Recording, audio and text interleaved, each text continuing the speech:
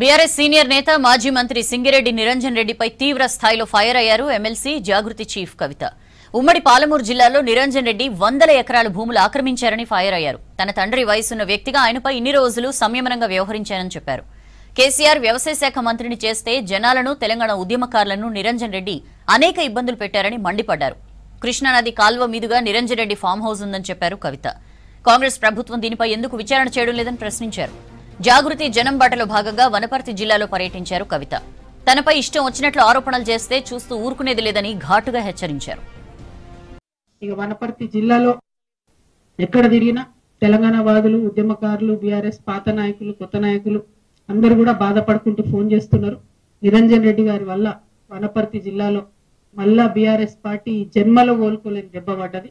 ఆయన చేసిన అవినీతి, ఆయన చేసినటువంటి అన్యాయం, ఆయన బీసీల మీద పెట్టినన్ని కేసులు, ఆయన ఉద్యమకారుల మీద పెట్టినన్ని కేసులు, ఇవన్నీ ఒక్కొక్కరు చెప్పుకొని కళ్ళలో రక్తం వచ్చేటట్టు ఏడుస్తున్నారు.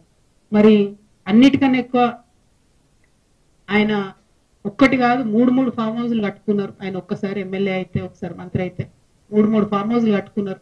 కట్టుకుంటే సరే కష్టార్జితం మీద కట్టుకున్నాడో, తన పిల్లలు పంపిస్తే కట్టుకున్నా అని ఆయన చెప్తున్నాడు. ఇబ్బంది లేదు, కానీ అందులో అసైన్ భూములు ఉన్నాయని చెప్తున్నారు. అందులో ఆర్డీఎస్ కోసం సేకరించినటువంటి భూములు ఉన్నాయని చెప్తున్నారు. మొత్తం కృష్ణా నది కంప్లీట్ గా ఒక కాలువ అంతా మీ ఫామ్ హౌస్ లకి వెళ్ళిపోతుందని చెప్తున్నారు. దాని మీద మరి ఎందుకు ఇప్పుడు కాంగ్రెస్ గవర్నమెంట్ ఎంక్వైరీ చేస్తలేదు? ఏం అండర్స్టాండింగ్ ఉన్నది? 101% మరి నిరంజన్ రెడ్డి గారు చేసినటువంటి అవినీతి కేసీఆర్ గారికి తెలియదా?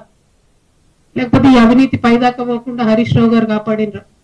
ఈ అవినీతి పైన తెలిస్తే కేసీఆర్ గారు నిరంజన్ రెడ్డికి టికెట్ ఇవ్వరని చెప్పి కాపాడినరా? ఇప్పుడైతే మీడియా ద్వారా నేను కేసీఆర్ గారి దృష్టికి తీసుకెళ్తాను. ఇక్కడ ఏ ఒక్క చిన్న పిల్లగాని కదిలిచ్చినా కూడా గొల్లుమని చెప్పి ఆయన అవినీతి గురించి చెప్తా ఉన్నారు. ఘోరాతి ఘోరమైన అరాచకాలు జరిగినాయి ఇక్కడ. ఇట్లాంటి నాయకుల్ని ప్రజల మీద రుద్దడం ఎందుకు? ఉద్యమకారులను ఇబ్బంది పెట్టడం ఎందుకు? దయచేసి ఇట్లాంటి మనుషులు ప్రజా జీవితంలో ఉండకూడదండి.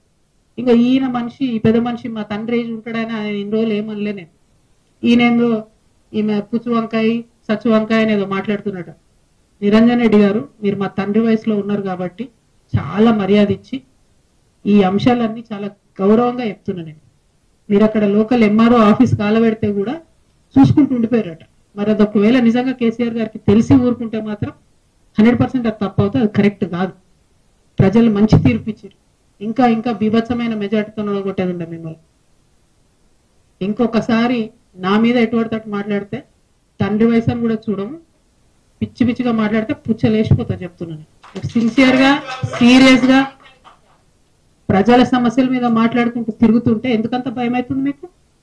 మీరు అంత తెలివితేటలు ఉన్నోళ్ళైతే, అంత గొప్పోళ్ళు అయితే, కేసీఆర్ గారు మీకు వ్యవసాయ శాఖ మంత్రి ఇస్తే ఎంత పని చేయాలి కాన్స్టిట్యున్సీకి?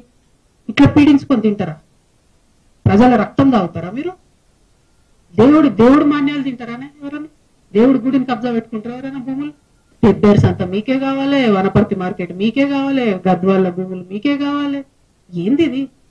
అంతుండాలి కదా భూదాహానికి, ధనదాహానికి. మరి ఈ విషయం కేసీఆర్ గారికి తెలుసో తెలియదో నాకు తెలియదు. ఇటువంటి నాయకుల్ని ఏ పార్టీ కూడా సహకరించొద్దండి, కరెక్ట్ కాదు. అరే ఒక్కొక్కరు విషయం చెప్తుంటే 32 మంది బీసీ బిడ్డల మీద కేసులు పెడతారండి.